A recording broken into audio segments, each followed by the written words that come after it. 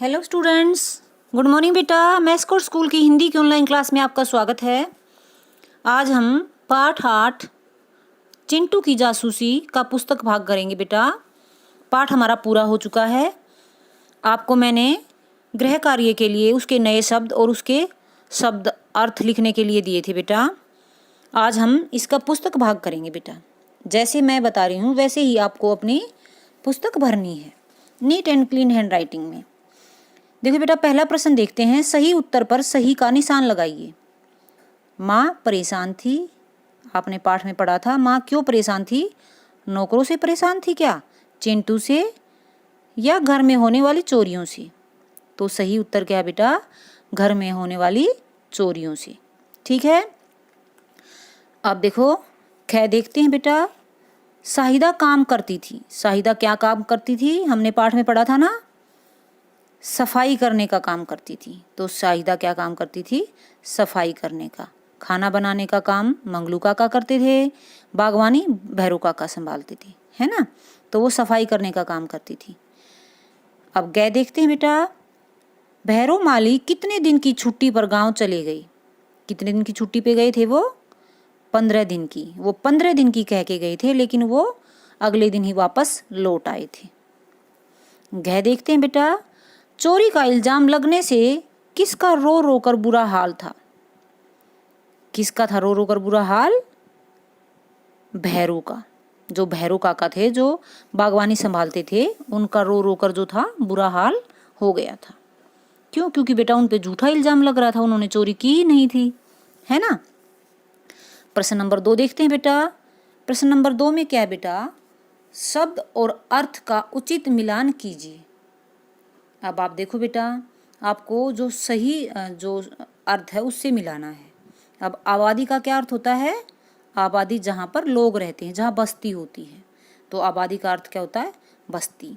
आबादी को आपको बस्ती से मिलाना है। जैसे मैंने कै लिख रखा है, बस्ती के आगे कै। संदेह, संदेह का क्या अर्थ होता है? शक।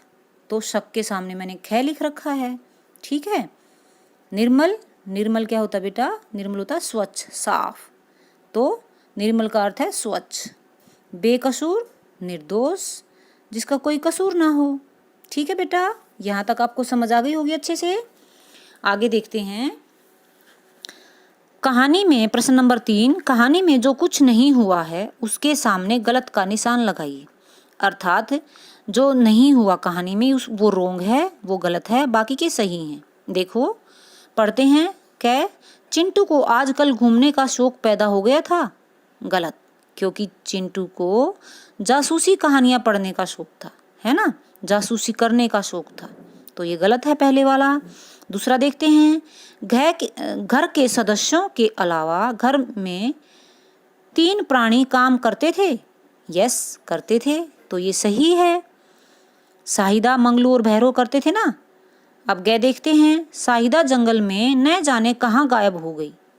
ये सही, क्योंकि वो जो चिंटू था पीछा कर रहा था और वो अपनी गाय को घास डालने के लिए गई थी, तो अचानक से उसकी आंखों से ओझल हो गई थी, तो ये सही है। कह देखते हैं। माँ ने कंगन उतार कर रसोई घर में रख दिए थे। नहीं, ये गलत है। माँ ने अपने कंगन अपने कमरे में रखे थे। ठीक है।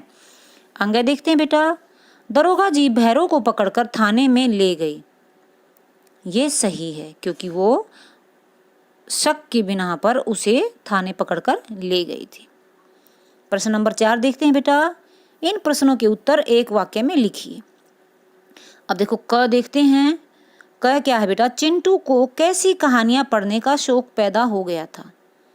तो कैसे कहानियां पढ़ने का शौक पैदा हो गया था? अभी अभी हमने किया था इसी वीडियो में। जासूसी की कहानियां पढ़ने का शौक पैदा हो गया था चिंटू को। ख देखते हैं बेटा। कपड़े की एक छोटी सी पोटली लेकर घर से कौन निकली? तो कौन निकली थी? शाहिदा दीदी निकली थी, अपनी गाय को चारा डालने के लिए। अब गए देखते हैं बेटा। गए देखेंगे। 15 दिन बाद माताजी के कमरे से क्या गायब हो गया? क्या गायब हो गया था? सोने के कंगन, माताजी के सोने के कंगन। ठीक है बेटा। आगे देखते हैं। परिवार के सदस्यों के अलावा घर में कितने प्राणी काम करते थे? तो परिवार के सदस्यों के अलावा घर में 3 प्राणी और काम करते थे, भैरव काका, शाहिदा दीदी और मंगलू काका। ओके बेटा, आई होप आपको यहाँ तक का जो ये पेज है, ये पुस्तक भाग अच्छे से समझ आ गया होगा बेटा। नेक्स्ट पेज करते हैं, अब नेक्स्ट पेज देखते हैं बेटा। नेक्स्ट पेज में क्या है, आगे देखते हैं बेटा। पाठ के अनुसार चिंटू ने जो गुण दोष नहीं है, चिंटू में जो गुण दोष नहीं है उन पर गलत का निशान लगाइए। तो बुद्धिमान तो वो था ही, सूझबूझ से काम करता था और वो साहसी भी था, लालची नहीं था। तो लालच के सामने आपको लिखना बेटा गलत, और एक निर्दयता के सामने गलत लिखना है। ठीक है बेटा, आगे आते हैं। भाषिक कार्य देखो बेटा, शुद्ध शब्दों पर सही का निशान लगाइए। तो कहानियाँ, अब आप देखो बेटा ये कहानियाँ हैं, पहले वाला है जो गलत है, दूसरा सही है कहानियाँ। फिर आता है प्रकट, पहला ही सही है, दूसरा यकीन, दूसरे वाला सही है, जो छोटी की मात्रा वाला है ये गलत है, यकीन, यकीन बोलते हैं इसको, यकीन, यकीन बड़ी की मात्रा। नेक्स्ट देखो बेटा, आबादी, निर्दोष, फटेहाल। ओके, जो नेक्स्ट जो है ये निर्दोष है, जो इसको पढ़ेंगे हमें निर्दोष, क्योंकि स के ऊपर रह है ना। क्वेश्चन नंबर 2 देखते हैं बेटा। उदाहरण देखकर वचन बदलिए। चोरी, जिस प्रकार इन्होंने बना रखा है, चोरी, चोरियां, कोठी, कोठियां, झोपड़ी, झोपड़ियां, झाड़ी, झाड़ियां, पोटली, पोटलियां, छुट्टी, छुट्टियां। ओके बेटा। प्रश्न नंबर 3, इन शब्दों का अपने वाक्यों में प्रयोग कीजिए। निगरानी, निगरानी क्या होता बेटा, जासूसी करना। ओके, किसी की छानबीन करना। चिंटू नौकरों की निगरानी करने लगा, उन पर ध्यान रखने लगा। पहला वाक्य बन गया हमारा। दूसरा देखते हैं, फटेहाल, शाहिदा के बच्चे फटेहाल स्थिति में थे, बहुत गरीब थे बेटा, मैले कपड़े पहन रखे थे, फटे हुए थे, तो शाहिदा के बच्चे फटेहाल स्थिति में थे। आप और कोई वाक्य भी बना सकते हैं, ठीक है। आगे गया था बेटा, मखमली, अम्मा मखमली साड़ी पहनती थी। चौथा देखते हैं बेटा, असली, असली चोर का पता नहीं चला। वाक्य आप कोई भी बना सकते हो अपनी मर्जी से। बेकसूर, बेकसूर को सजा नहीं देनी चाहिए। आगे देखते हैं प्रश्न नंबर 4, विपरीतार्थक शब्दों का उचित मिलान कीजिए। विपरीतार्थक क्या होते हैं बेटा, उल्टे शब्द। अब सफाई को किससे मिलाएंगे, गंदगी से। छोटी, बड़ी, निराशा, आशा, सच्ची, झूठी, असली, नकली। ओके बेटा, ऐसे ही आपको भी करना है। आगे देखते हैं बेटा, जो हमारा पुस्तक भाग का जो अंतिम पेज है, उस प्रश्न नंबर 5 देखते हैं बेटा। समझिए और फिर बताइए। अब देखो ये निर्दोष है, इन्होंने निर इसमें उपसर्ग है और दोष इसमें मूल शब्द है, तो इसका अर्थ क्या होता है, बिना अपराध की। तो इसी प्रकार हमें निर्मल का अर्थ बताना है। निंदा है नहीं, निंदा बुराई करना होता है। दूषित जल तो गंदा पानी होता है, निकल कर भी नहीं होता, तो बिना गंदगी। तो इसका सही उत्तर क्या है बेटा, बिना गंदगी। प्रश्न नंबर 6 देखते हैं बेटा, इस वाक्यों को शुद्ध रूप में लिखिए। तो यहाँ पर इस नहीं आएगा, इन वाक्यों को शुद्ध रूप में लिखिए, क्योंकि वाक्य तो कई सारे हैं ना, तो इस तो एक वचन के लिए प्रयोग किया जाता है। तो देखो जो क है हमारा, बड़ा कोठी थी, तो कोठी क्या है हमारी, स्त्रीलिंग है, तो बड़ी कोठी थी।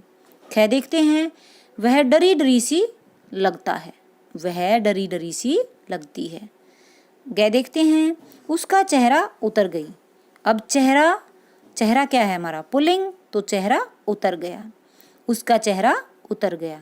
घ देखते हैं, 10-15 दिन बाद फिर चोरी हुआ, 10-15 दिन बाद फिर चोरी हुई। शुद्ध वाक्य ऐसे लिखने बेटा। अंग 5वां देखते हैं बेटा, कई लोग कोठरी में घुसी। अब देखो कोठरी में लोग घुसे, तो कई लोग कोठरी में घुसे। इस प्रकार से बेटा आपको बड़ी सुंदर सुंदर लिखाई में अपना पुस्तक भाग पूरा करना है। ओके बेटा, नेक्स्ट वीडियो में मैं आपके पास इसी पाठ के प्रश्न उत्तर हल करके वीडियो सेंड करूँगी। ओके बेटा, बाय बाय, हैप्पी लर्निंग।